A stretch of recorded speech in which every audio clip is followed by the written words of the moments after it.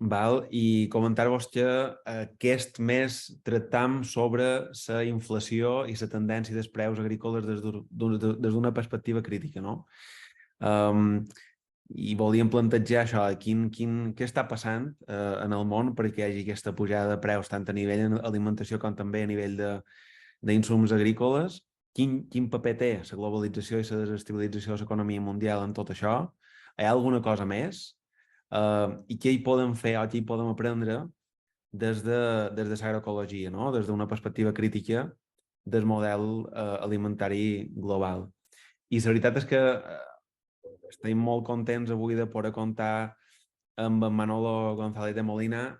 Ahora ya pasó a castellano, Manolo, porque seguramente el mallorquín catalán no controla demasiado. No, simplemente agradecer tu presencia aquí, tu tiempo.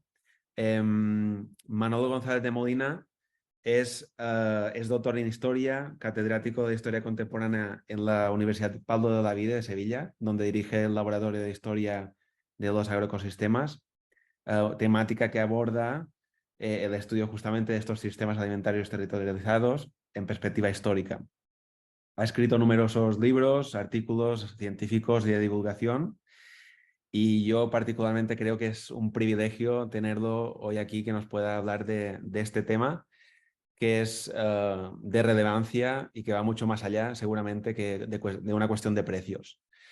Y sin más, Manolo, dejo de compartir pantalla y yo, a ver cómo se puede hacer esto, dejar de compartir y vamos allá, cuando quieras. Gracias, ¿eh? Muchas gracias, Nofre. Bueno, para mí es un placer estar aquí con vosotros y tener la oportunidad de, digamos, de dialogar sobre este tema. Para mí, APAEMA y todo lo que significa es un movimiento de muchísimo interés para mí, bueno, involucrado en el mundo de la agroecología, con lo cual, pues, me siento especialmente contento. Y lo que yo quiero es compartir mis reflexiones al respecto y también, claro, mis estudios y de mis compañeros y compañeras sobre justamente la dinámica de la agricultura, y las quisiera compartir a partir de justamente los fenómenos que ahora mismo están ocurriendo vinculados bueno, a la inflación, a los procesos inflacionarios, pero yo no quiero entrar en una discusión sobre quién tiene la culpa de tal o quién tiene la culpa de cual, porque yo creo que ahí, digamos, lo que está ocurriendo está mostrando una serie de problemas o de deficiencias de naturaleza estructural del sistema que creo que debemos de tener en cuenta y que quizás no sean demasiado conocidos o son demasiado conocidos, que quizás sí, pero para mí no lo eran tanto hasta que hemos profundizado, ¿no? Porque en buena medida la información que se nos da es una información bastante sesgada, parcial, incompleta y muchas veces tiende a oscurecer más que aclarar los procesos, ¿no? Entonces, yo voy a partir de la reflexión que hacemos con respecto a la situación actual, ir hacia atrás para ver cuáles han sido las tendencias reales de evolución de la agricultura en España y en el Estado español, digamos, y cuáles son las tendencias a las cuales de ahí se pueden deducir fácilmente, hacia las cuales nos aproximamos. A partir de eso tendremos que decidir como ciudadanos y ciudadanas si esto es lo que queremos o evidentemente no. Bueno, estos son datos que he recopilado precisamente esta mañana de índices de los precios percibidos por los agricultores y las agricultoras, que son datos que se toman directamente de una estadística que elabora el Ministerio. Hay una distinción importante entre precios en general, precios de los productos agrarios, que son productos que se consiguen a través de los mercados o que se compran y venden a través de los mercados generales, en términos generales, y luego hay precios percibidos que son los precios que percibe directamente el agricultor o la agricultora por los productos que vende y que no siempre son los mismos, ¿no? Por razones que luego voy a intentar explicar, ¿no? Bueno, pues la tendencia desde el año 2015 ha sido de una relativa estabilidad de los precios. Aquí hemos distinguido entre productos agrícolas y productos ganaderos.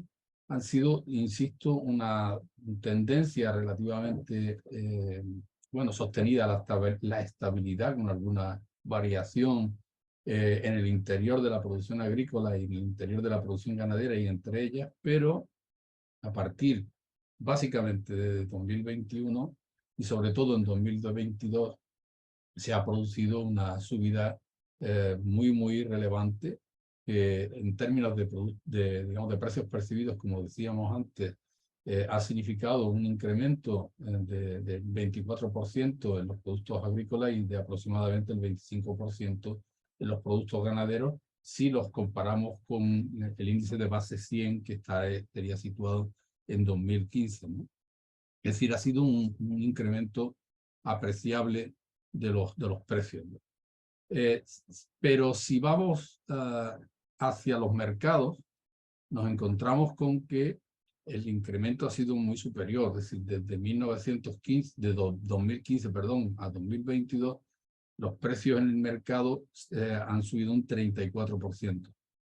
De tal manera que aquí nos encontramos con que efectivamente hay una diferencia bastante importante entre los precios que perciben los agricultores y los precios en los cuales realmente se están vendiendo esto, ya sea como materia prima o como producto final, los productos, ¿no?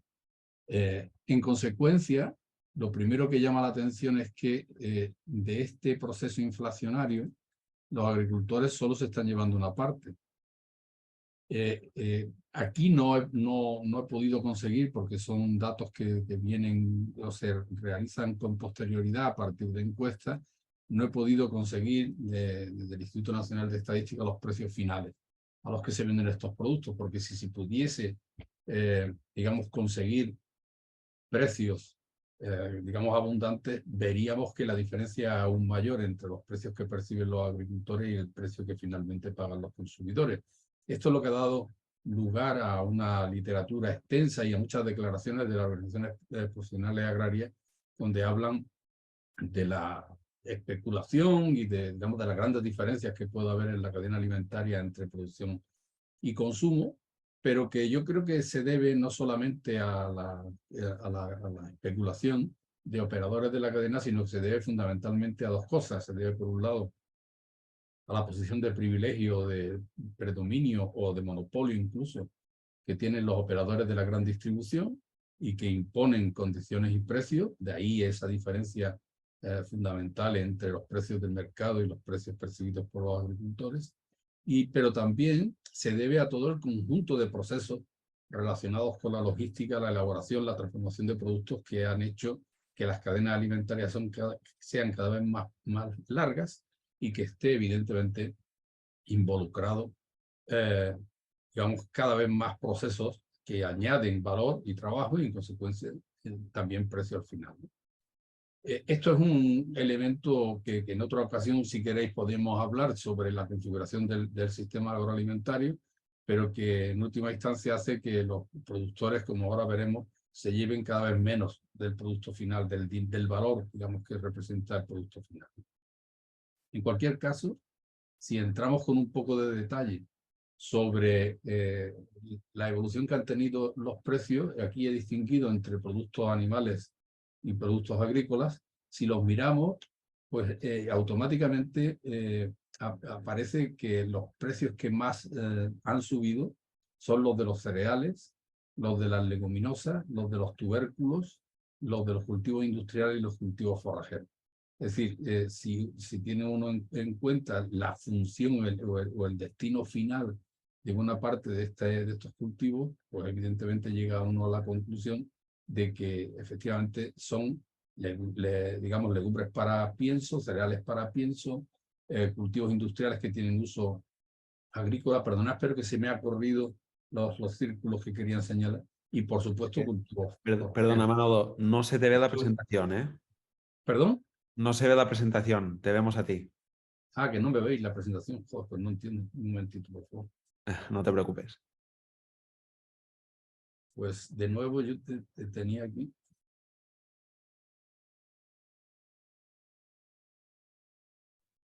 Ahora vemos el explorador de Internet. Ahora ¿Se sí. ve? Sí, ahora sí, perfecto. Bueno, pues magnífico. Entonces estaba hablando totalmente. eh, Se te ha entendido todo, pero no sí, te bueno, preocupes. esta era la gráfica que ponía al principio sobre los índices de los precios percibidos por los agricultores, ¿no? Y que había habido unos incrementos del 24 y 25%, y estaba precisamente en esta diapositiva, ¿no? Y lo que quería contar era que efectivamente había, digamos, que los precios que más habían subido estaban directamente relacionados con los precios de las materias primas para la ganadería intensiva, ¿no? Fundamentalmente cereales para pienso, leguminosas para pienso, tubérculos, digamos, los que son de uso animal, cultivos industriales y sobre todo cultivos forrajeros, ¿no? Y que efectivamente esto explica que los productos ganaderos que están en la otra columna, pero que se me ha ido el círculo rojo, perdóname, pero esto quería ponerlo aquí, justamente para mostrar que han sido los productos ganaderos efectivamente los que también han subido como consecuencia del encarecimiento general que ha tenido, digamos, la materia prima, básicamente los piensos. Y esto tiene que ver con algo que luego contaré, y es la manera en que efectivamente se está produciendo o digamos funciona la ganadería en España, y en realidad todo lo que trae consigo el proceso que nosotros hemos llamado de ganaderización que sufre el sector agrario español. Pues bien, como yo creo que es conocido, el principal motivo de esta subida de los precios es la guerra de Ucrania, claro. Pero esto se debe fundamentalmente a que Rusia, y en mayor medida todavía porque está, digamos, dentro de los flujos de biomasa que llegan hasta Occidente, Ucrania son los grandes exportadores de cereales, trigo, maíz, semillas, oleaginosas, en particular girasoles, pero también son grandes productores de fertilizantes, sobre todo Rusia, ¿no? A esto hay que añadirle los efectos que está teniendo en los últimos tiempos la sequía, que en nuestro clima semiárido mediterráneo pues, es bastante intensa, y que aunque ha sido históricamente frecuente y digamos es consustancial al clima mediterráneo, pero es que en los últimos tiempos y como consecuencia del cambio climático, como bien sabéis, se está acelerando, digamos, los periodos de abundancia de agua se acortan y los periodos de sequía se alargan. Es decir, pues bien, yo creo que estos dos razones, tanto la guerra, eh, con lo que implica, sobre todo para el corte del suministro, las dificultades de suministro para un país tan clave para el mercado mundial de biomasa de alimentos, tanto animales como humanos, como es el caso de Ucrania, como el tema de la sequía, son, digamos, manifestación de dos problemas claramente estructurales que afectan digamos, a lo más íntimo del funcionamiento del sistema agrario o del sector agrario en España, y bueno, y en realidad en la Unión Europea y en buena parte de los países occidentales. Porque no solamente es que haya, digamos, subido digamos, la inflación, sino que efectivamente esto no está repercutiendo en un incremento correlativo de los beneficios por parte de los agricultores, ¿no? Evidentemente, este incremento que hemos visto antes de los precios percibidos está compensado por un nuevo fuerte aumento del 30% en el precio promedio de los bienes y servicios que consumen actualmente la agricultura, es decir, de todos los insumos. Hemos visto antes que el incremento de los precios percibidos ha estado en torno al 24 o 25%, dependiendo de una cosa u otra, por agricultura o actividad agraria. Pero es que los insumos se han encarecido más, en torno a un 30%, ¿no? Y dentro de los insumos destaca las bastante importantes subidas que tienen los fertilizantes, ¿no? Del 87%. Y por supuesto la energía y los lubricantes, que son absolutamente básicos para el funcionamiento de la agricultura industrial, ¿no? En consecuencia, podemos decir que esta crisis, que está golpeando seriamente el bolsillo de los consumidores y de las consumidoras, digamos, no está en absoluto beneficiando a los productores, como debería de ser lógico, digamos, en estas condiciones donde, de escasez tanto de producción como digamos, de producto, pues que, digamos, no está beneficiándolo, sino que está en realidad beneficiando a todos los que venden insumos y a toda la gran distribución. Pero esto no es nuevo, esto es lo que ha ocurrido prácticamente desde hace ya bastante tiempo. Digamos. A ver si consigo pasar la diapositiva. Así. En consecuencia, yo interpreto que todo digamos, este tipo de turbulencias económicas, de incremento de los precios, que tienen un carácter estructural, y en esa medida a mí me da la impresión de que no va a ser tan fácil que se recupere, digamos, o que la inflación se contenga y se vuelva a unos niveles teóricamente aceptables entre en torno al 1 y el 3%, como suelen decir los economistas, ¿no? Yo creo que estas tensiones son tensiones inflacionarias digamos, que tienen o están vinculadas a un planteamiento estructural y que, por tanto, digamos, a una crisis estructural, y que, por tanto, van a mantenerse durante algún tiempo, ¿no? Primero porque la guerra de Ucrania no parece que tenga una solución inmediata, ¿no? De entrada, la crisis está provocada por la invasión que Rusia ha hecho dentro del territorio ucraniano, provocado por un problema étnico, bueno, que no tenemos tiempo de desarrollarlo aquí, de la propia configuración del Estado postsoviético o de los estados postsoviéticos, pero también que tiene que ver con una lucha de fondo que hay por la hegemonía mundial entre Estados Unidos y el bloque, digamos, del este, conformado por China y por Rusia, ¿no? Y todo lo que se deriva de todo ese tipo de cuestiones, donde Europa es una especie de convidado de piedra que no tiene más remedio que unirse al bloque occidental con el que tradicionalmente ha mantenido siempre una relación estrecha, ¿no? Pero en cualquier caso, la guerra no va digamos, a tener una solución inmediata, va a ser una guerra que amenaza con convertirse en lo que antiguamente en la época de la Guerra Fría llamaban guerras de baja intensidad, es decir, guerras que no tienen como principal sujeto a los dos grandes contendientes, Estados Unidos, Rusia y China, y la alianza de Rusia y China, sino que tiene como fundamental, digamos, sujeto a una guerra que se produce en un sitio específico y que está confinada dentro de esos ámbitos, que no va a utilizar. No creo que esto llegue a un enfrentamiento, digamos, abierto entre las potencias, pero que va a significar un desgaste bastante importante. En el caso de Ucrania, dada su potencia desde el punto de vista agrícola, es uno de los grandes países de producción agrícola mundial y de grandes exportadores de biomasa a escala mundial, pues obviamente va a seguir teniendo un efecto muy, muy negativo, pero no solamente negativo sobre la economía o el sector agrario en España, sino fundamentalmente sobre países donde no hay seguridad alimentaria suficiente y donde el hambre va a incrementarse como consecuencia de las dificultades de abastecimiento van digamos, incrementarse porque las turbulencias de los precios van a seguir y la tendencia al alza se va a mantener. En condiciones normales, esto permitiría que al menos países como el nuestro, los agricultores se beneficiasen, pero esto no va a ser posible por la propia configuración íntima del funcionamiento del sistema alimentario y de la agricultura tal y como está planteado, ¿no? Al tema de la guerra hay que añadirle pues, las previsiones que no son muy halagüeñas del cambio climático. Sabemos que se llama al Mediterráneo como digamos, el punto cero o la zona cero del cambio climático, es decir, la agricultura, perdón, el cambio climático en el Mediterráneo se ha acelerado por encima de lo que es la media mundial, incluso un par de décimas por encima de la media mundial. Estamos ya en 1,6 de grados de incremento en medio de la temperatura. Y claro, las previsiones son de disminución de aproximadamente un 25% de las precipitaciones y de un incremento de las temperaturas sostenido, donde se llegará a situaciones muy parecidas a las que hemos vivido este año pasado, incluso superiores. Esto va a provocar grandes cambios, tiene que provocar grandes cambios en la forma en que cultivamos.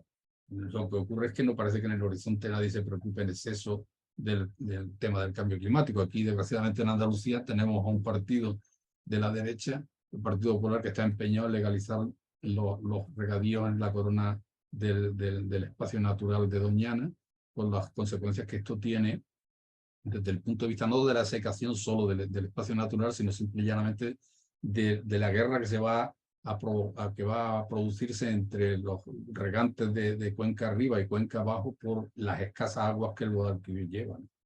Es decir, todo esto va a provocar además una mayor incidencia de los incendios forestales, en fin, de todo lo que esto conlleva, de destrucción de hábitat y de efectos colaterales sobre la agricultura, etcétera, etcétera, ¿no? Pero ¿cuál es, desde mi punto de vista, el problema está en ese modelo digamos, de funcionamiento del sector agrario de naturaleza estructural que está en crisis y que yo creo que debemos ser conscientes de por qué se producen. Y aquí voy a hacer un poco de historia, que es mi profesión. Esto es un trabajo que nosotros hemos venido realizando durante casi 10 años de análisis de la agricultura española desde 1900 hasta la actualidad. Y que, bueno, algunos de los datos principales es lo que yo quiero mostraros aquí en esta gráfica, ¿no? En esta, por ejemplo, lo que se muestra es lo que podríamos denominar el deterioro de la relación de intercambio que existe entre el sector agrario y el conjunto de la economía española. Es decir, el sector agrario es cada vez un sector más desfavorecido desde el punto de vista económico. Y esto se demuestra en estas dos tendencias que estamos viendo aquí. Por un lado, el deterioro de la relación entre los precios percibidos y pagados, es decir, que si en el principio estaba más o menos equilibrada, con el tiempo se ha ido, digamos, deteriorando, y este dato que hemos visto del incremento del 30% de los insumos y solo del 24% digamos, de los precios agrarios, es una manifestación más de este proceso de deterioro, es decir, que esto sigue incluso en las condiciones de guerra, ¿no? Y por otro lado, en azul podéis ver digamos, en términos reales, es decir, los precios percibidos por los agricultores descontado el IPC o, digamos, deflactado por el IPC esa serie, por lo cual muestra en términos constantes el deterioro continuado de los precios que han percibido los agricultores y las agricultoras desde prácticamente que hay cuentas, porque esto es desde 1957 en que se elaboran las cuentas del sector agrario por primera vez, ¿no? Y esto es lo que explica que en relación a otros sectores, esta es una gráfica de una compañera de Barcelona que se llama Noelia Parajoa, perdón, que hizo un trabajo excelente de tabla input-output, que yo se lo he robado, y que muestra claramente la inserción desfavorable que tiene el sector agrario dentro de la cadena alimentaria, ¿no? Donde veis que del 100% del valor final de los productos, del valor agregado, la agricultura que en 1980 se quedaba pues, por encima del 50%, en la actualidad apenas si llega a una cuarta parte, ¿no? ¿Y quién se está beneficiando? Pues obviamente lo que aquí se llama food, o sea, toda la industria agroalimentaria y sobre todo la gran distribución, son las que efectivamente, de tal manera que podríamos decir que la agricultura está integrada dentro de un sistema agroalimentario, pero integrada de una manera completamente subordinada y, digamos, con un absoluto, digamos, favorable, ¿no? Claro, esto se ve más claramente en las dinámicas de las macromagnitudes si uno analiza las cuentas en profundidad del sector agrario. Mirad, en la gráfica de arriba a la izquierda, vemos en términos reales, es decir, en pesetas constantes, en este caso en millones de euros del año 2000, en valor constante, la evolución que desde 1960 ha tenido el valor de la producción agraria. Y uno podría pensar ahí que esto ha sido muy beneficioso para todo el mundo, ¿no? Pero si uno ve y lo compara con el gráfico de la derecha arriba, que es que mide también el mismo valor, justamente los consumos intermedios, es decir, los insumos utilizados en el mismo periodo de tiempo, pues es una curva sospechosamente similar, ¿no?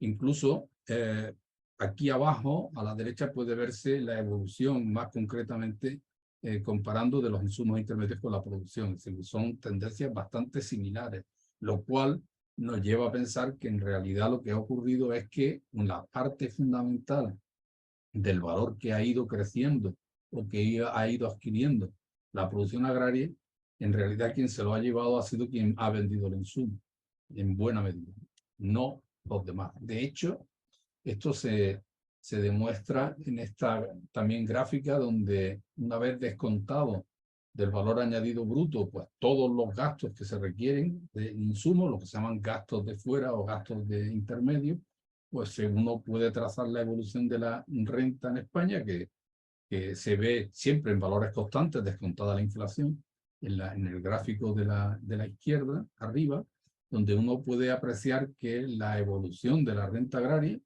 hasta donde hay datos consolidados, que es en 2018, nos encontramos con que ha habido una tendencia sostenida al deterioro de la renta, ¿no? De hecho, ha llegado a suponer prácticamente la mitad de lo que era a comienzos de, incluso más, el 60% de lo que era al comienzo de la serie, ¿no? Es decir, de tal manera que ya podemos decir una cosa clara, y es que la actividad agraria ha dejado de ser una actividad rentable desde hace ya tiempo, por lo menos desde los años, de finales de los años 60, donde todavía proporcionaba una renta que no es que fuese muy grande, pero sí por lo menos en términos medios podía ser similar a la de otros sectores económicos, incluso urbanos, pues en la actualidad no lo es en absoluto, ¿no?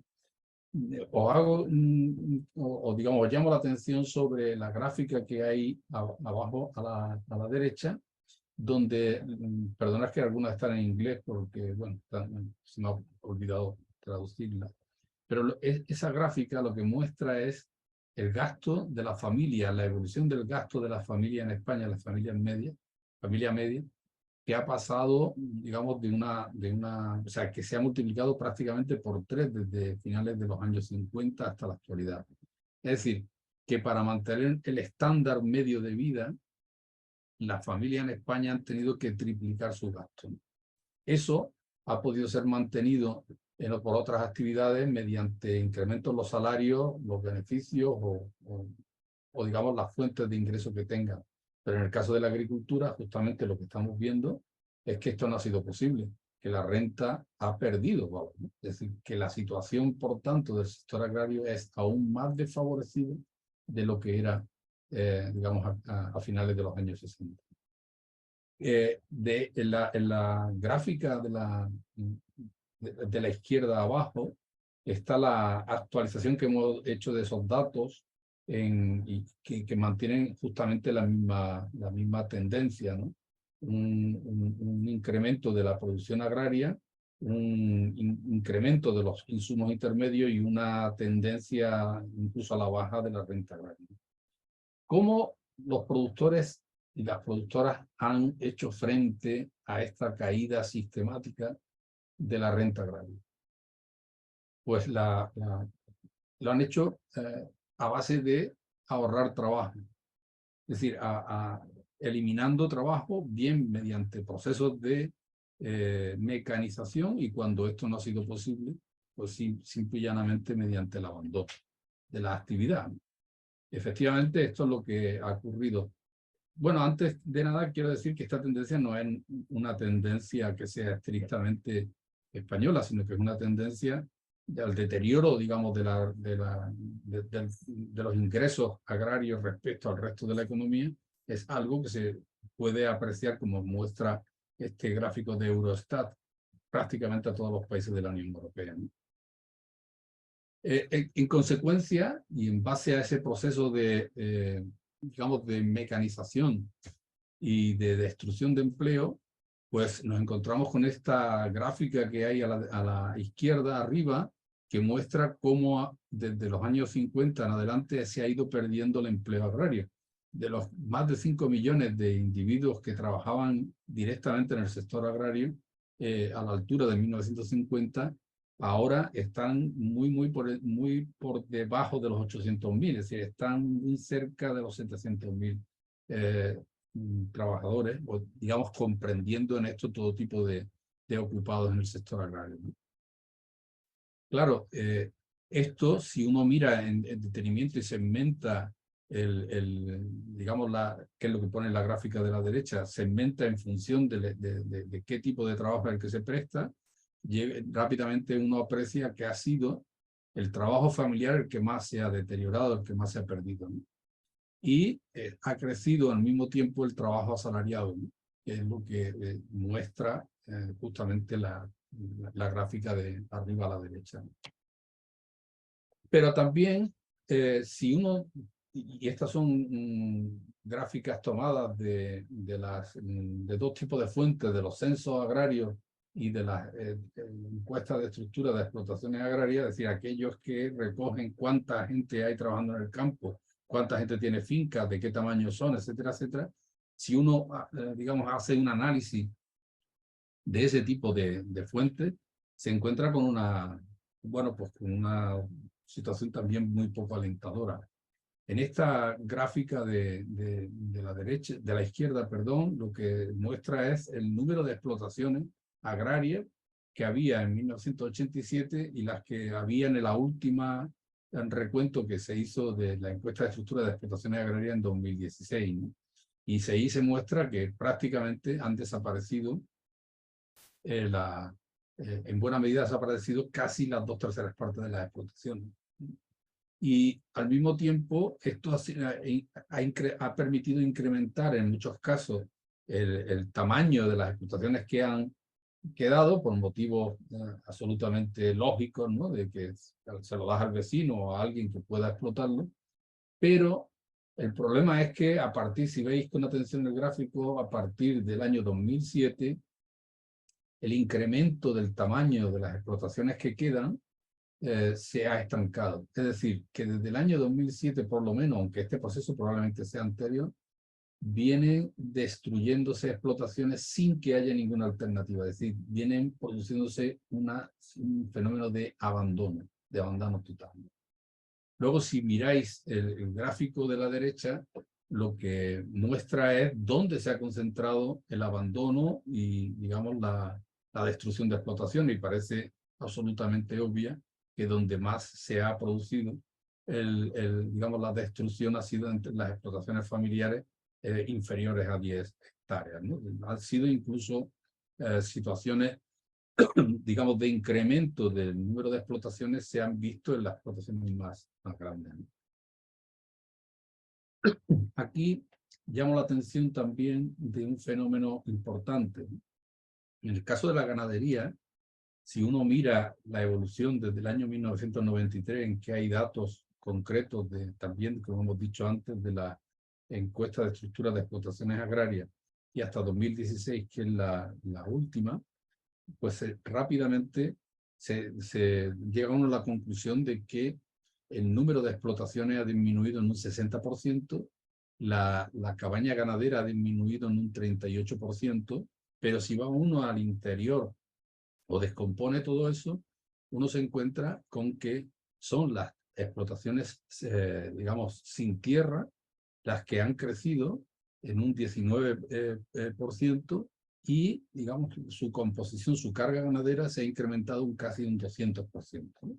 En tanto que las explotaciones con tierra han disminuido en un 60% y solo, como una manera de protegerse, ha incrementado su cabaña ganadera en un 19%.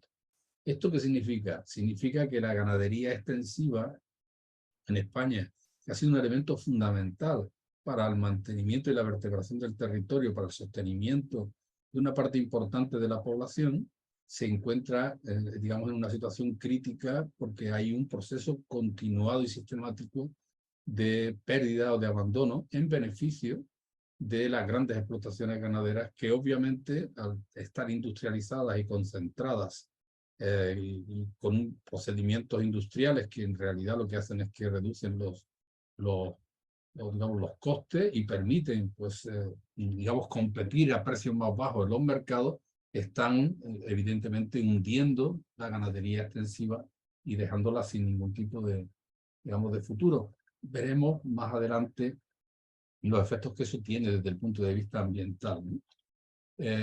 En cualquier caso, también y como consecuencia de esto, y este es un proceso que yo creo que no se está percibiendo con claridad, nos encontramos con una situación en que parece que el modelo de agricultura que hemos sido, digamos, que hemos visto durante, pues, diríamos que casi siglo, pero por lo menos en el siglo pasado, ha sido característico bueno, pues supongo que de la isla Baleares también, lo mismo que de Andalucía, está cambiando y está cambiando radicalmente, ¿no? Por ejemplo, la destrucción de empleo agrario se ha concentrado principalmente en el trabajo familiar, como he dicho, y el trabajo asalariado ha crecido y ha crecido de una manera bastante importante. Ahí veis la gráfica de arriba a la izquierda, ¿no?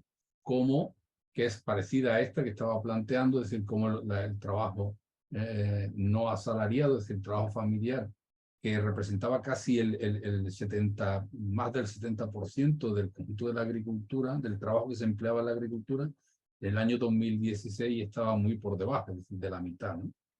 Con esto quiere decir que efectivamente estamos mutando hacia un modelo, o estamos en un proceso de transición acelerado de un modelo de agricultura que se basa en pequeñas explotaciones y trabajo familiar a un modelo basado en explotaciones mucho más grandes, donde el protagonismo lo van adquiriendo grandes sociedades mercantiles o empresas de gestión de tierra, con un peso cada vez mayor del trabajo asalariado, pero además un trabajo asalariado que está en manos fundamentalmente de inmigrantes que tienen pésimas condiciones de trabajo y muy bajo salario, por dos razones desde mi punto de vista, que no son, digamos, que son fácilmente entendibles, ¿no? Una, porque, bueno, aquí, digamos, se ha impuesto una manera muy poco ortodoxa digamos, hay formas más informales que en otros sitios de contratar mano de obra, y por tanto eso favorece cierto grado de ilegalidad y tolerancia por parte de las autoridades al respecto, que no intervienen en el mercado de trabajo, pero también porque, como consecuencia del deterioro de la renta, los salarios bajos muchas veces son la única posibilidad real que tiene algunos de los productores para seguir manteniéndose la actividad, ¿no? De esto, evidentemente, se aprovechan los grandes propietarios, ¿no?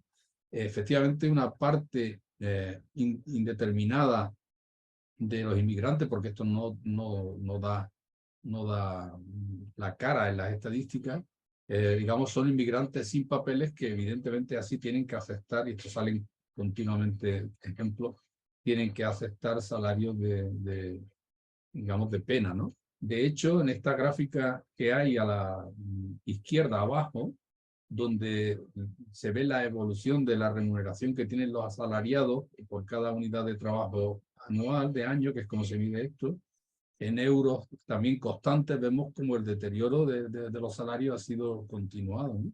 Claro, este ha sido otro método que explica, o que se ha utilizado, no solamente la mecanización y cuando no ha sido posible el abandono, sino también la utilización de trabajo asalariado cada vez más barato, ¿no?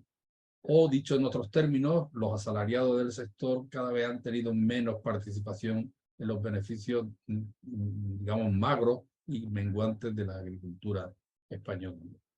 En este gráfico de la derecha se ve efectivamente abajo, pues que como de los activos totales, cada vez más son activos inmigrantes, y como ese porcentaje se ha disparado, y en la actualidad son más del 25% del conjunto de la mano de obra asalariada. Todo esto es lo que, digamos, se puede plantear en términos legales, ¿no? Esta tendencia a la destrucción de explotaciones no es tampoco una tendencia propiamente española, es una tendencia europea, ¿no? Bueno, y esto es lo que explica desde mi punto de vista dos fenómenos fundamentales. Uno, la desagrarización. Voy rápido porque ya llevo algún tiempo con el uso de la palabra. Digamos, esto es lo que explica dos fenómenos. Uno, la desagrarización, es decir, que en cada vez más pueblos del interior peninsular y, digamos, de la isla haya cada vez más población que no se dedica a la agricultura, o dicho en otros términos, que la población activa agraria sea cada vez menor dentro del conjunto del medio rural, y como consecuencia de eso también que en zonas del interior más alejadas y, digamos, con más problemas de servicio, esa desagrarización se convierta en realidad en un proceso de despoblación, ¿no? Y en paralelo están surgiendo pues un modelo de lo que llamamos el complejo de la proteína animal, donde por mecanismos, digamos, muy parecidos al de la industria, se está imponiendo un modelo, digamos, de ganadería intensiva asociado al ganado monogástrico, que consume granos de calidad y que por tanto compite con el ser humano para ello, y que, bueno, está amparándose en la demanda creciente que, digamos, desde el punto de vista de las dietas, de la dieta que practicamos y de las costumbres que se están imponiendo, pues tiene un mercado, digamos, cada vez más importante, no solo en España, sino también en países tan lejanos como China, ¿no? Esto es lo que explica que en términos digamos, del margen bruto de explotación, de acuerdo con la orientación productiva, es decir, la especialización de cada una de las fincas, pues se vea claramente que las más rentables son justamente la ganadería intensiva y los cultivos intensivos bajo plástico, ¿no? Que son los que, digamos, están ahora mismo. De tal manera que nos encontramos en España con una situación, y en el conjunto del Estado español, con una, digamos, doble dinámica, ¿no? Por un lado, el interior más extensivo se despuebla completamente, se abandona, y por otro lado, digamos, la ganadería y la agricultura hiperintensiva se concentran en los litorales, por los invernaderos por un lado, los túneles para la fruticultura, etcétera, etcétera, y las macrogranjas que ahora están colonizando el interior. Aquí os pongo pues los proyectos que hay censados, que lo hizo Ecologistas de Nación en mayo del 18, en la provincia de Granada, de donde yo pertenezco, ¿no? De donde yo vengo. Esto ya da una idea de cómo se está manejando todo esto, ¿no? Claro, esto es lo que explica este modelo de industrialización de la ganadería, que ahora mismo sea relativamente incluso más barato comer carne que comer vegetales, ¿no? De hecho, aquí esto es un trabajo que hicimos hace algún tiempo, donde medíamos la evolución que había tenido los productos vegetales en comparación con 5 productos animales, y la tendencia es muy clara, ¿no? Los vegetales habían crecido y los animales habían decrecido, de tal manera que por 3 euros uno puede comprar casi un kilo de carne de pollo, por lo menos con hueso, por supuesto, y al mismo tiempo con 3 euros, digamos, no sé si es muy suficiente o muy raspado para comprar un kilo de tomate de cierto grado de calidad, ¿no? Esto es lo que ha hecho que la agricultura española se haya ganaderizado, como he dicho antes, y que mantenga digamos, todo esto se base fundamentalmente en que importamos enormes cantidades de pienso, básicamente maíz y soja transgénica, que vienen de América Latina, fundamentalmente de Argentina y del sur de Brasil, a unos precios irrisorios, cultivadas sin garantía de ningún tipo, en grandes fincas, en grandes latifundios, con digamos, una también bajísima remuneración para los trabajadores de la zona, ¿no? Y esto es lo que ha hecho que, bueno, que nuestra agricultura esté, o digamos, mejor dicho, nuestra alimentación esté cada vez más desvinculada de la producción, y que nos hayamos convertido, y esto es un trabajo que hicimos también hace del año 2018, que nos hayamos convertido en, digamos, importadores de tierra virtual, que es como se llama eso en el argot académico. Es decir, importamos aproximadamente 8,5 millones de hectáreas que dedicamos básicamente a la producción de cereales y leguminosas para pienso, ¿no? Y esto es lo que hace funcionar la ganadería intensiva, mientras que, obviamente, con esa ganadería intensiva destruimos el mercado que permite subsistir a la ganadería extensiva, que se ve obligada a desaparecer. Todo esto con graves problemas desde el punto de vista ambiental, ¿no? Pues emisiones de gases de efecto invernadero, contaminación de los acuíferos, ya sea por nitratos, ya sea por fitosanitarios, como he dicho, emisiones importantes de gases de efecto invernadero, ¿no? Yo creo que algunas de las cifras generales son, digamos, haciendo una especie de compendio de todo lo que he dicho, son muy significativas de la situación de crisis estructural en la que estamos, y el camino hacia el colapso desde el punto de vista en el que vamos, o si queréis, hacia un modelo de agricultura sin agricultores, ¿no? Es decir, en términos reales, los precios percibidos por los agricultores han caído en un 70% desde 1956. Los consumos intermedios se han multiplicado por 7 desde 1960. Los gastos de fuera del sector suponen en torno al 40% del valor de la producción final agraria. La renta agraria ha descendido un 55% desde 1962. Entre tanto, el gasto familiar medio se ha triplicado desde 1958. De los 5,3 millones de ocupados que había en 1950, se ha pasado a 770.000 en 2016. 2/3 partes de las explotaciones han desaparecido desde 1962. más del 40% de los titulares de explotación tienen más de 65 años, y 60 de las más de 200 familias más adineradas de España se reparten 250 millones de euros procedentes de las ayudas de la política agraria común según el Fondo Español de Garantía Agraria, ¿no? Apellidos de renombre como Botín, Domecq, Mora Figueroa, Val, Ibarra y Adó aparecen entre los grandes beneficiarios de la ayuda PAC cuando teóricamente deberían beneficiar a los agricultores familiares. De hecho, lo que ha ocurrido es que el sector agrario se ha integrado, digamos, de una manera subordinada en el sistema agroalimentario, que está controlado por grandes empresas de la agroindustria y de la gran distribución. De hecho, la agricultura se ha convertido en una especie de vasto mercado cautivo para la industria, ¿no? Y claro, la PAC no ha sido capaz digamos, nada más que de paliar esto en la práctica, ¿no? Pero además la disminución de la renta agraria, ya visto esto desde un punto de vista no social, sino ambiental, ha tenido un efecto muy grave, ¿no? Efectivamente, la disminución de la renta agraria ha incidido de forma muy negativa de cuatro maneras. En primer lugar, reduce la posibilidad de los agricultores de invertir en trabajos para mantener en buen estado su finca. La destrucción de empleo ha expulsado a aquellas personas que colaboraban tradicionalmente con el agricultor, incluso cuando, digamos, intercambiando trabajo o con trabajo no remunerado.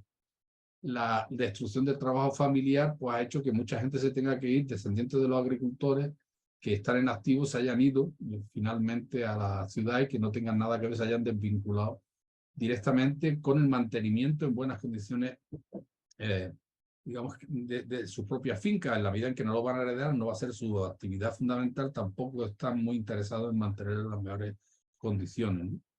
Y claro, la caída de la renta se ha centrado, se ha enfocado en aquellas orientaciones productivas que manejan más territorio, la agricultura de secano, la ganadería extensiva y de pastoreo, y por tanto, digamos, las que más impacto territorial tienen desde el punto de vista ambiental. La gestión de esas fincas, o digamos, ese territorio va a requerir, obviamente, digamos, de una inversión pública que va a tener que retirarse de otros ámbitos, ¿no? Y esto significa que buena parte de los servicios ambientales que son absolutamente, o ecosistémicos, que son absolutamente imprescindibles para el mantenimiento, el sostenimiento de la actividad agraria, pues se van a ver deteriorados. Y para terminar, bueno, yo creo que todo esto puede ser revertido mediante formas de manejo sostenible de los agroecosistemas y la construcción de sistemas agroalimentarios alternativos, por lo menos, mientras que no somos capaces de cambiar la dinámica actual, ¿no? Es decir, si no es factible cambiar en un periodo de tiempo inmediato, porque ni siquiera está esto en la mente de los políticos, el tema por lo menos corresponde a nosotros y a asociaciones como APAEMA, por supuesto, de agruparnos entre todos los productores, trabajar en red y crear ámbitos, digamos, tanto institucionales como económicos que sean favorables al mantenimiento, incluso al crecimiento de este tipo de experiencias. Para esto contamos pues, con muchas agricultores y agricultoras que quieren practicar un modelo de agricultura distinta, con gente que está en las ciudades alrededor y que quiere practicar un modelo de agricultura distinta, con mercados alternativos, con redes de distribución, con muchas experiencias de naturaleza agroecológica que están prácticamente por todo el estado y que han surgido, y de lo que se trata es de intentar superar todos los factores que ahora bloquean su generalización, lo que llamamos el escalado o la masificación de la agroecología, ¿no? De tal manera que esto justamente es el elemento central de nuestra estrategia, ¿no? El escalado. Y esto solo se puede hacer mediante la politización del consumo alimentario, buscando aliados tanto en el campo como en la ciudad, y mediante la construcción de sistemas agroalimentarios alternativos, que es, digamos, algo que está a nuestro alcance en la medida en que se trata de buscar sinergia entre lo que realmente ya existe, entre las propias experiencias. Y esto es todo lo que quería contaros para no daros mucho latre. Y bueno, muchas de estas cuestiones las hemos publicado en varios libros, artículos y demás, y sobre todo lo hemos contado allá donde nos han querido oír. Pues nada, muchas gracias por vuestra atención y quedo a disposición para si queréis que comentemos alguna cosa. Gràcies, Manolo. obrim així el torn de paraula, per si qualcú vol intervenir, vol fer una pregunta, tant ho podeu fer ensenyant el micro i fent-la, com a través del xat, com vulgueu.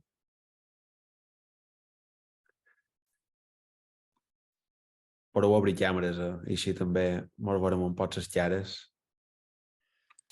Yo me gustaría plantear una cuestión, bueno, o hacer una reflexión. Según las gráficas que nos... Bueno, primero muchas gracias por la presentación, ha sido muy interesante. Yo tengo una pequeña empresa de distribución de productos ecológicos, para que me sitúes. Tú has planteado, y todas las gráficas lo indicaban, hacia un modelo más industrial, de más concentración de la producción en grandes empresas. Eso obliga a que la producción se tenga que distribuir y que el recorrido que hacen esos productos sea relativamente más largo, ¿no? En Baleares es evidente porque somos una comunidad aislada y mucha parte de la producción que se consume aquí procede de la península o de otros lugares, pero tiene que llegar con barco. Entonces, quisiera saber si el escenario que yo tengo en mente, si te parece que es el que se nos avecina. Es decir, como que toda la producción agraria y las grandes distribuciones dependen de en gran medida de los productos, es decir, de la energía, del petróleo, tanto en la producción como en la distribución. Si se llega a una disminución de la producción de petróleo a nivel global, que es lo que se está viendo ya, porque ya hemos llegado al pico de producción de petróleo, estas grandes producciones se verán limitadas por esa producción, por ese aumento del precio del petróleo. Entonces, yo vaticino que el escenario que se verá más adelante es que, al no haber petróleo, las producciones tendrán que ser más pequeñas, más locales y las cadenas de distribución mucho más cortas. Y era para que me corrobores esto o como que me des tu opinión. Bueno, yo te contestaría dos cosas. Una, en principio, que tu razonamiento es un razonamiento lógico. Es decir, en una situación de escasez, teóricamente, de escasez de petróleo y por tanto de fin de los combustibles fósiles, teóricamente incluso por las propias características de las energías alternativas, tendría que ocurrir eso. Y ahí hay una oportunidad importante justamente para modelos de sistema agroalimentario o de redes alimentarias alternativas. Pero, visto lo que estamos viendo, no hay seguridad de que esto ocurra. Y esto por dos razones. Una, porque los gobiernos no han sido capaces de llegar a un acuerdo para acelerar el proceso de transición cuando se sabe que digamos, el cambio climático tiene ahora mismo unas características y unas perspectivas muy negras, y sin embargo los gobiernos son incapaces ni siquiera de llegar a acuerdos en las últimas COP, ¿no? De las conversaciones que se están teniendo para llegar a acuerdos. Y por otro lado, incluso en la propia transición estamos viendo cómo están surgiendo grandes proyectos de energías renovables, macroplantas, que en realidad lo que están es llevando hacia un modelo digamos, en el que sea compatible, o están planteando incluso el tema del hidrógeno líquido, están planteando modelos, digamos, de energía que sean compatibles justamente con lo que en términos metabólicos nosotros llamamos el stock de energía y materiales, es decir, que sean compatibles con el modelo digamos, de estructura económica dominante que hay, y por tanto que sea compatible con los canales largos. Es decir, que exista una oportunidad, y esto ocurre con todo, ¿no? Que exista una oportunidad de remediar el problema del cambio climático y de un modelo de transición hacia digamos, que se acelere un modelo de transición a un sistema más sustentable, no es garantía de que ocurra. Incluso la hipótesis, yo no soy muy partidario de esto, pero la hipótesis del colapso es posible, ¿no? Hay una corriente dentro del movimiento ecologista muy importante que le llaman esto de los colapsistas, ¿no? Yo no soy muy partidario de esa historia porque parece como que ya no hay nada que hacer porque nos vamos a ir todos al carajo, perdonad la expresión, pero es que también es una realidad, es posible, y desde una situación extrema de colapso hasta lo que en realidad ocurra, hay toda una gama muy amplia de posibilidades que está en nuestra mano, fundamentalmente con la, digamos, con la implicación como movimiento social, el intentar que vaya por un lado o por otro, ¿no?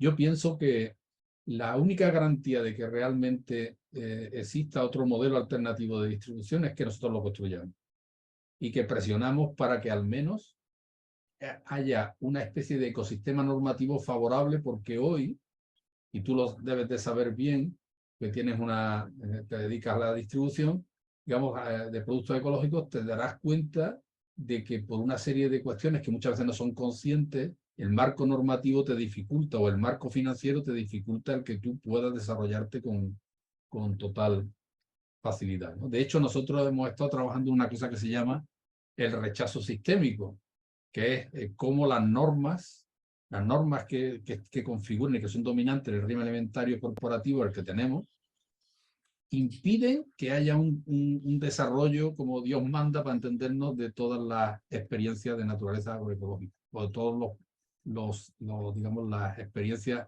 que conforman la enorme red alternativa de producción y consumo que hay en España. Sí, pero claro, yo creo que no hay suficiente gente concienciada en ese sentido, ni políticos suficientemente concienciados para que ese cambio se pueda producir. Creo que el cambio se producirá por obligación, porque no nos va a quedar más remedio.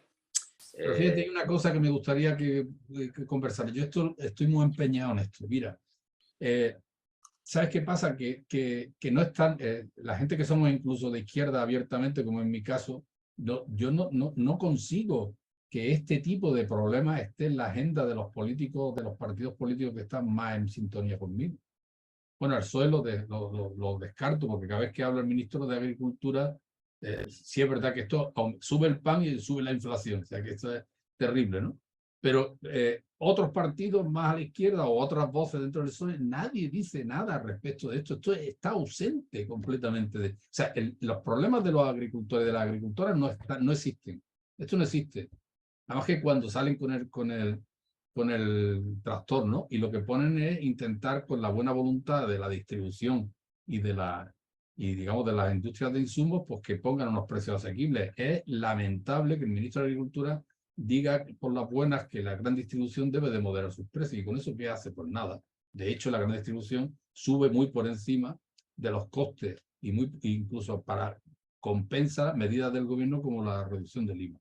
Pero digo, no está en la agenda, y esta sería la primera tarea que nosotros deberíamos hacer: intentar colar en la agenda política los problemas del campo, porque no son solamente problemas del campo, son problemas de la alimentación y son problemas de subsistencia del conjunto de la sociedad. Por esto de que hablaba de los servicios ecosistémicos, porque sin servicios ecosistémicos mal vamos. Lo estamos viendo con el cambio climático. Muy bien. No sé, Manel, si quieres añadir algo más. No, muy bien, muchas gracias. Muchas gracias. Esteban Goodhill tiene la mano levantada, y después, si queréis, comentamos una pregunta del chat. Bueno, Manuel, hola a todo el mundo. Hola. Es interesantísimo y confirmatorio de lo que ya se sabe un poco las personas que seguimos el tema energético y climático ecológico. Yo te quería preguntar por algo que viene a ser mi mayor esperanza realmente, ¿no? Ante el típico dilema entre revolución o reforma, yo pienso que hay una posibilidad que es un punto intermedio, que sería probablemente, en mi opinión, la mejor apuesta ahora mismo, que es una asamblea ciudadana sorteada que es un proceso que en España ya se ha dado en algunas comunidades, se ha dado a nivel estatal. En 2021 se hizo una asamblea ciudadana sorteada por el clima, en el que se atendió al tema agroecológico. Y en Mallorca, hace cosa de 2 meses, hemos terminado la primera asamblea ciudadana sorteada, en el que también se han tratado estos temas y han salido, francamente, propuestas súper interesantes. Luego, un caso que me parece realmente ejemplar ha sido en Suiza, si no me equivoco, en el año 2022, y ha sido una asamblea ciudadana sorteada por la cuestión alimentaria en general. Y luego hay voces como la de Marta Rivera Ferre, experta en temas de soberanía alimentaria, que siempre habla explícitamente a favor de esto, de una asamblea ciudadana sorteada por el tema agrario, alimentario, etc. Y bueno, y Antonio Turiel lo defiende, lo menciona en ocasiones. Yo personalmente tengo aquí mis mayores esperanzas, tanto como proceso de información y aprendizaje colectivo, como también, no solo eso, sino también de toma de decisiones, ¿no? Me gustaría mucho saber si tienes algún punto de vista en particular sobre esto. Gracias. Sí, bueno, en principio esto de la Asamblea Ciudadana por sorteo lo conozco porque estoy en un proyecto con compañeros de un proyecto de la Agencia de Investigación Suiza, precisamente se llama Dietas Deliberativas y es justamente sobre eso. Digamos, esa experiencia la conocemos y estamos implicados en hacer alguna propuesta concreta vinculada a lo que los consejos alimentarios, ¿no? Que es una institución que ya surgió con Food First en California y bueno, se ha ido desarrollando y digamos, se ha convertido en una especie de espacio de politización sobre el tema del consumo. A mí me parece que todo este tipo de instrumentos son muy útiles y que deberíamos de promocionarlos, evidentemente, ¿no? La única cuestión es que yo no me cierro a otro tipo de instrumentos. O sea, a mí me parece bien todo lo que sea participación y deliberación, me parece absolutamente imprescindible. Esta es la manera en que debemos de construir las cosas, porque efectivamente en este proceso de escalamiento agroecológico, un elemento central es la gobernanza, es decir, cómo organizamos las cosas para que haya capacidad decisoria, que haya buenas propuestas y, digamos, al mismo tiempo que todo el mundo se sienta a gusto en un proceso, digamos, con un instrumento o con una forma de organización donde haya equidad, equidad de género, equidad económica, equidad de todo tipo, ¿no? Entonces a mí este modelo me parece muy, muy útil y yo, por supuesto, ya lo he defendido en muchas ocasiones, ¿no? Pero insisto, dependiendo de cada circunstancia habrá que impulsar una cuestión u otra. Lo que sí, para mí, el criterio esencial es participación y deliberación, con un elemento fundamental para promover, digamos, una mayor conciencia ciudadana respecto de los problemas que estamos afrontando ahora mismo y, digamos, su resolución, por supuesto. Muy brevemente, has mencionado que no excluyes otras posibilidades y como en la última parte de la presentación realmente ha sido un poco deprisa, a mí no me ha dado tiempo ni siquiera a leerlo todo. Lo voy a hacer porque por suerte has puesto el PDF muy amablemente. No sé, si quisieras mencionar esas otras alternativas ahora o después de responder a otras preguntas, sería muy interesante. Sí, Gracias. no, yo de hecho llevo mucho tiempo trabajando sobre el escalamiento de la agroecología, he escrito algunas cosas que están por ahí. Para mí es un elemento fundamental, digamos, requiere, y estaba en esa diapositiva, en una de las diapositivas del final, existen, digamos, 4 instrumentos desde mi punto de vista que son básicos, ¿no? Para todo esto, que es, digamos, la politización del consumo alimentario, que es la construcción de sistemas alimentarios alternativos, las políticas públicas y las políticas públicas entendidas como coproducción de política pública, y ahora tenemos una oportunidad con las elecciones municipales de impulsar este tipo de cuestiones. Hay muchas instituciones como desde la red de ciudades por la agroecología hasta bueno, el Pacto de Milán, etcétera, que están impulsando justamente este tipo de políticas y que me parece digamos, una vía muy interesante y que hay que seguir practicándola. Y luego, por supuesto, está el tema de seguir desarrollando todo este conjunto de experiencias de innovación social que estamos como APAEMA o, bueno, pues aquí la red de agroecología de Granada o la que estamos constituyendo en Sevilla, en fin, todo lo que estamos construyendo ahora mismo de la perspectiva de la agroecología, ¿no? Pero yo creo que lo importante no es que sean, por eso decía antes que no me cerraba una cosa, lo importante es que sean, nosotros no somos partidarios, alguien antes hablaba de la dicotomía entre reformismo y revolución, ¿no? Y yo siempre he pensado en términos de Garmorén de la metamorfosis, de lo que se trata es de metamorfosear lo que hay ahora, ¿no? No esperar hasta que hagamos la revolución, digamos, para hacer los cambios. Fijaros, yo tengo ya 67 años. Llevo desde los 17 años luchando, empecé como militante comunista. Llevo, por tanto, 50 años sin comerme una rosca. Es decir, que si yo tuviera que esperar hasta que hagamos la revolución, pues ya me habré muerto probablemente, ¿no? Entonces, creo que es más útil, digamos, comenzar a transformar las cosas. Yo creo que este cambio rompe la dicotomía, esta idea de metamorfosis, rompe la idea digamos, de una cosa o la dicotomía entre una cosa y otra. Y hay que ir justamente a intentar cambiar las cosas en lo que tenemos, en el ámbito que tenemos, generando la sinergia entre nosotros mismos sin despreciar otros caminos. Y eso es precisamente, somos partidarios, por lo menos yo, de lo que llamamos acción, digamos, social multinivel, ¿no? Es decir, que tú tienes que estar, acción colectiva multinivel, perdón, tú tienes que, lo mismo que a escala evolutiva los animales, digamos, utilizan estrategias muy diversas y con distintos planos de acción.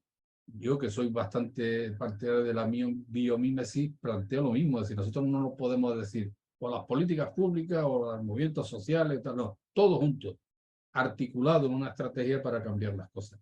Entonces, las asambleas ciudadanas por sorteo, los consejos alimentarios, todo lo que podamos hacer, ¿no? En este sentido, debe de ser utilizadas las políticas públicas, las oportunidades que los ayuntamientos deben de ser utilizadas para llevar adelante un programa de transformación que debe de partir de la generalización de la experiencia que tenemos. Fantástico. Esteban, algo para añadir, ¿no? Antes de darle la palabra a Álvaro Porro, leo a Ana Angli, que comenta: tengo la sensación que con la inflación de los últimos meses, la diferencia de coste de la cesta básica entre los alimentos convencionales vía supermercados y la ecológica en venta directa o circuito corto se acortan. Es decir, que ya no es más caro o mucho más caro la alimentación agroecológica en relación a la convencional. ¿Podrías confirmarlo? No, ojalá lo pudiera confirmar. Yo tengo también la misma percepción.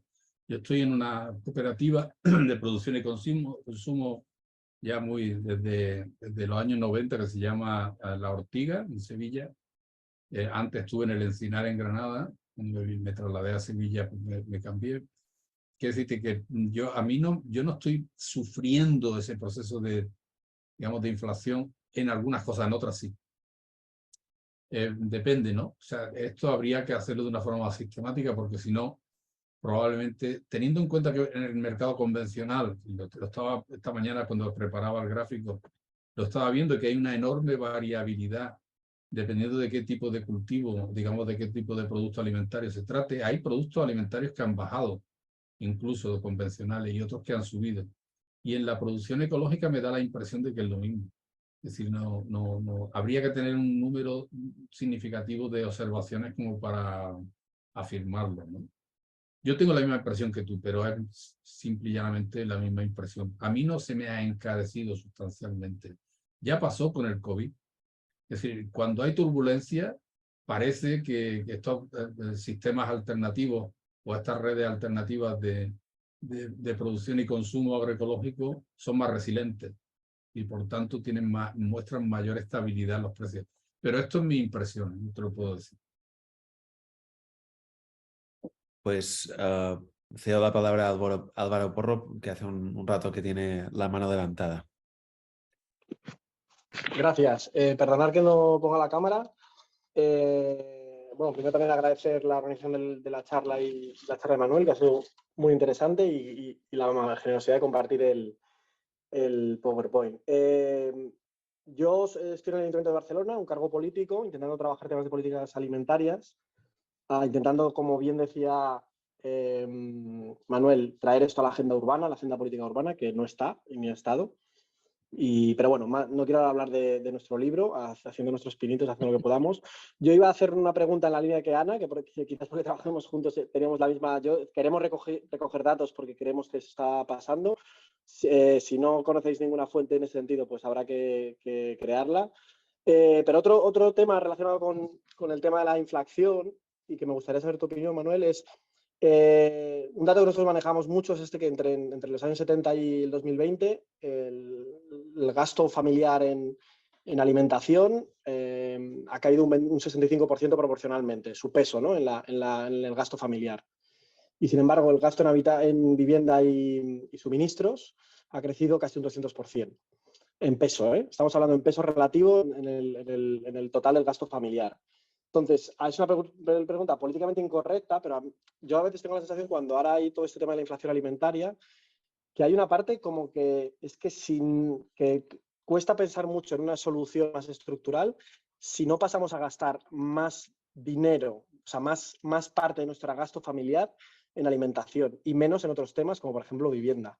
O sea, que sin ese reequilibrio de vasos dentro de lo que es el gasto familiar, difícilmente podrá haber salida estructural. No, obviamente no es el único problema, pero como que algo pasa por ahí. Y yo tengo esta intuición desde hace bastante tiempo, pero no sé, me gustaría saber si esto está analizado, cómo lo veis vosotros, Sí. etcétera. Y la otra pregunta, respecto más a la comercialización. Ponemos mucho énfasis en que un gran problema es la distribución y la comercialización y cómo se estrecha la cadena ahí, etcétera, etcétera. Hablamos mucho de los circuitos cortos y tal, pero luego siempre nosotros desde la perspectiva urbana tenemos claro que es uno de los temas en los que podemos ayudar desde un ayuntamiento de una gran ciudad como Barcelona, y en eso estamos, pero nos cuesta mucho ver que las opciones como más agroecológicas siempre son de una escala muy, muy mínima cuantitativamente y cuesta mucho escalarlas. Y llevan muchos años funcionando y rara vez ha habido algún escalado significativamente. Y sin embargo, todo el tema del comercio de proximidad, de producto especializado, de producto fresco, que todavía, sorprendentemente, comparativamente con otros lugares de Europa, mantiene una cuota de producto fresco bastante alto, no tendemos a verlo como un aliado potencial, cuando es otro eslabón de la cadena que está siendo expulsado, ¿no? Como la pequeña y mediana agricultura. Entonces, no sé, también quería saber tu perspectiva de cuáles son las soluciones desde la comercialización que puedan tener realmente escala, o sea, que no se queden solo en minorías muy claras. Gracias. Bueno, empezando por el último, este tema es el tema del capital. Es decir, justamente nosotros hicimos un trabajo aquí hace un par de años, no, antes de la pandemia, 2 años antes de la pandemia, sobre el comercio de proximidad, las fruterías, por ejemplo, ¿no? Incluimos las fruterías y nos dio un resultado excelente, es decir, que efectivamente este era un canal donde sorpresivamente se vendía mucho producto local. Y muchos de ellos, digamos, si no era ecológico certificado, sí por lo menos era, digamos, de huerto donde prácticamente no se utilizaba insumos, ¿no? Es decir, esto lo hemos despreciado justamente porque, no sé, como si se nos mete en la cabeza de que este tipo de cosas no tienen nada que ver con los canales alternativos. Eso es, digamos, un plan que debería de ser, digamos, una vía, perdón, que debería de ser básica para un sistema alimentario alternativo y por tanto digamos, como diríamos, una fuente de alianza o un sector que debería de estar aliado en este proceso de escalamiento. Es fundamental, ¿no?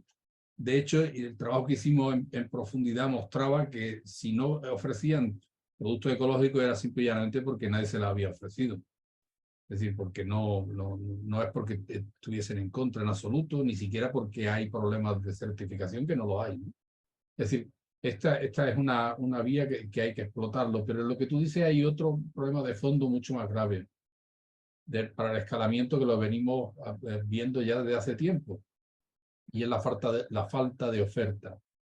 La oferta requiere, este es el gran cuello de botella que hay ahora mismo para el escalamiento a escala, digamos, de bioregión, para entendernos. O sea, por ejemplo, en el caso de Barcelona, pues obviamente tiene que ser yo que sé, casi 2 millones de hectáreas para el abastecimiento, no digo por decir algo, ¿no? Pero tiene que estar organizado. Es decir, y para que se organice tiene que haber desde planificación de cosecha hasta redes muy potentes de productores. Pero es que ¿sabes qué ocurre? Que la mayor parte de la gente que estamos en este mundo tenemos una mirada excesivamente urbana. O sea, el campo está abandonado. Si la gente sale a protestar es porque se siente abandonada. No entendemos la mayor parte de los, pero digo como autocrítica, la mayor parte de los problemas del campo. No los entendemos, no entendemos su psicología, no entendemos cómo se expresan, no entendemos sus problemas. Entonces, cuando vamos a buscar, pues no encontramos. De hecho, uno analiza la producción ecológica en España, que sería lo más próximo o más posible que entraran en la producción con criterios más agroecológicos, nos encontraremos con que todos están desorganizados, están en zonas de interior, digamos, han encontrado la producción ecológica una especie de refugio desde el punto de vista de la rentabilidad por las subvenciones, pero porque nadie ha ido a organizarlo, nadie está planteando organizarlo y digamos, vinculando y que haya una demanda cierta. Yo ocupé un puesto político en la Junta de Andalucía entre 2004 y 2008. Hicimos un programa que fue pionero en España de alimentación escolar, con que metimos un montón de colegios en alimentación ecológica y hospitales, y para ello lo que hicimos fue crear una red de productores que se organizaron entre sí. Nosotros los favorecimos, evidentemente, en su creación, para que mediante planificación de cosecha, la creación de un hub alimentario, es decir, un centro de acopio y tal, pudieran proveer la demanda. Esto nos llevó casi los 4 años de legislatura, pero al final lo conseguimos. Luego llegó, digamos, el PSOE y después el PP se lo cargaron, pero por lo menos el How No está. Y de hecho, en Canarias, en el País Vasco, en varios sitios ya, digamos, se han basado en este programa para hacer experiencias interesantes. El elemento fundamental es la oferta. Hoy por hoy sigue siendo la oferta, y eso significa meterse en profundidad en los problemas de la agricultura, que es donde la mayor parte del movimiento agroecológico no está, ¿no? Te contesto rápidamente la primera cuestión.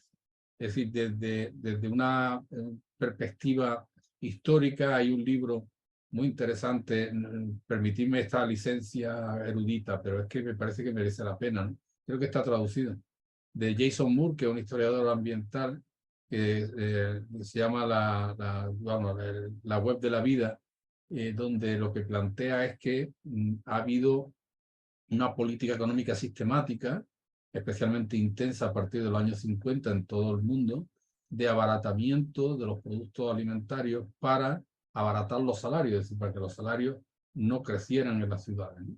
Entonces, claro, ¿con qué objetivo? Fundamentalmente para, digamos, que hubiese más acumulación de capital, obviamente, más beneficios, pero también para que se dejara espacio al consumo de masa, ¿no? Para otro tipo de productos. Eso es lo que explica que hoy por hoy, según la última encuesta de presupuestos familiares que está disponible, sea el 14% lo que la familia dedica en término medio a la alimentación. Claro, el resto se puede dedicar ya no solamente a la vivienda, la educación y la sanidad, que son, digamos, productos básicos, sino se dedican a objetos de consumo, desde los móviles hasta otro tipo de ropa, etcétera, etcétera, ¿no?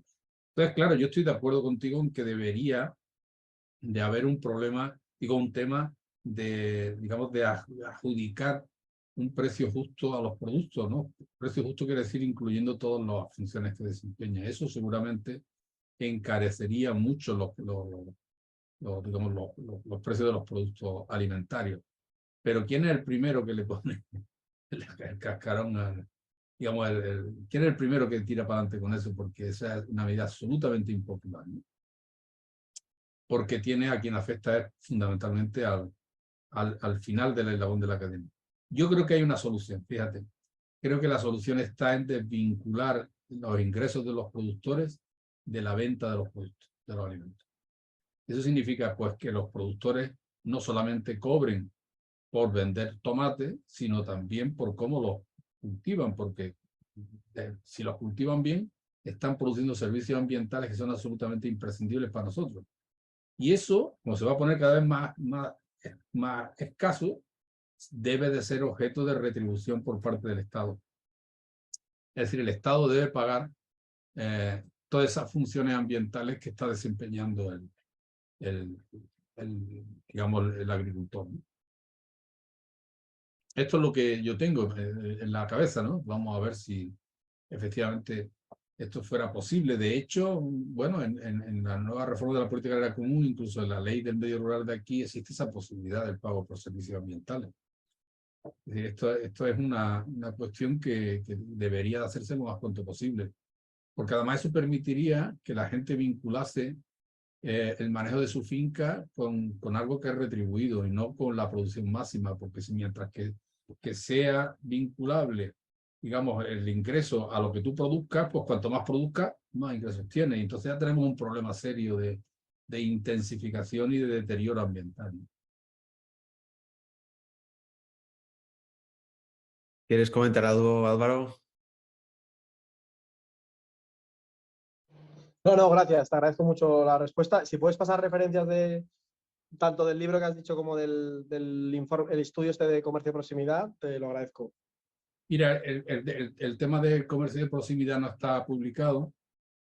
Fue un informe que hicimos para la Junta de Andalucía, aprovechando que un compañero nuestro era alto cargo de la consejería, y lo quitaron y se quedó sin publicar porque no le interesó. Entonces yo no tengo la posibilidad de compartir eso, ¿no? Sé que la persona que lo ejecutó se llama Daniel López García, que supongo que es una persona muy conocida en el mundo de la agroecología en España.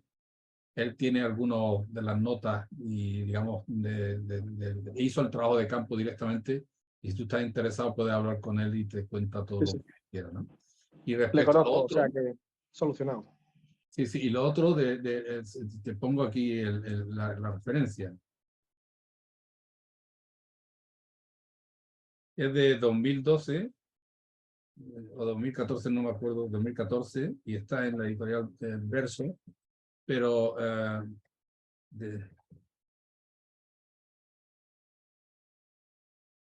ahí está. Hay una versión en castellano, creo, que en Latinoamérica, lo miras por la red, probablemente lo encuentres. Perfecto. No sé si alguien más quiere intervenir.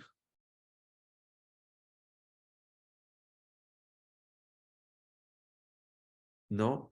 Justamente yo, Manolo, te quería preguntar sobre un tema relacionado en con este último tema que has introducido, que es justamente el pago por servicios ambientales. Y es que yo particularmente estoy muy preocupado por la disminución progresiva y alarmante de ganadería extensiva en los territorios, en un contexto en que justamente la ciudad está decidiendo, digamos, convertir sus dietas hacia opciones vegetarianas, veganas, que está muy bien, con una base científica detrás, pero que esto obliga justamente a tensionar un sistema agroalimentario como es el agroecológico, donde la ganadería extensiva tiene un papel fundamental, ¿no? Y quería preguntarte tu opinión al respecto. Si únicamente esta vía de pago por servicio ambiental que nos ofrezca la ganadería extensiva puede ser la solución a esta disminución progresiva. Desde luego. De hecho, en la práctica, en una parte de la ganadería extensiva del interior de la península, en la práctica ya encuentra las agroambientales, al menos en Andalucía, Extremadura y Castilla-La Mancha, que digamos las zonas de más territorio, y donde hay ayudas agroambientales de cierta entidad. No ocurre lo mismo en Castilla y León, porque claro, el gobierno que tienen ahí es lamentable, entonces no están interesados. Pero en estas zonas sí que hay ayudas agroambientales para la ganadería importantes, dentro de lo que puede ser esto, que están permitiendo que muchos productores, muchos ganaderos extensivos se reconviertan a producción ecológica, que es muy fácil porque no tienen, son ganadería de pasto, en fin, que tienen, la normativa les permite finalmente incluso el engorde o la finalización, en fin, que tiene unas situaciones favorables y eso le está permitiendo subsistir. De hecho, en Andalucía más del 60% de toda la ganadería, fíjate lo que te digo, de toda la ganadería en términos de extensión, está ya en ecológico. Sí, porque encuentran aquí una manera digamos, de subsistir. Pero creo que es insuficiente porque las ayudas son de aproximadamente 125 euros por hectárea. desde que yo la puse no se cambió, no se ha cambiado, ni ha subido para arriba ni nada, o sea que con lo cual, pues fíjate que la vida ha subido, ¿no?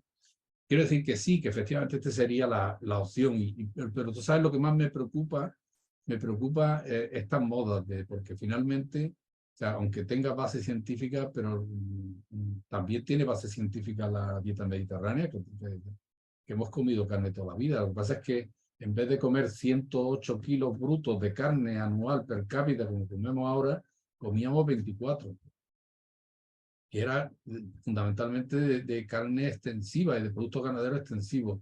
Desde un punto de vista agroecológico, además, comparto contigo totalmente el tema, porque desde un punto de vista agroecológico, o si quieres, desde un punto de vista ecológico, no es admisible este tipo de planteamientos, porque tienen efectos muy negativos para la ganadería. Si una dieta vegana se generalizara, sería un completo desastre para la agricultura. O sea, una dieta vegana no puede mantenerse. No tenemos mecanismos, solo en los abonos verdes y las leguminosas, por ahora, para reponer fertilidad.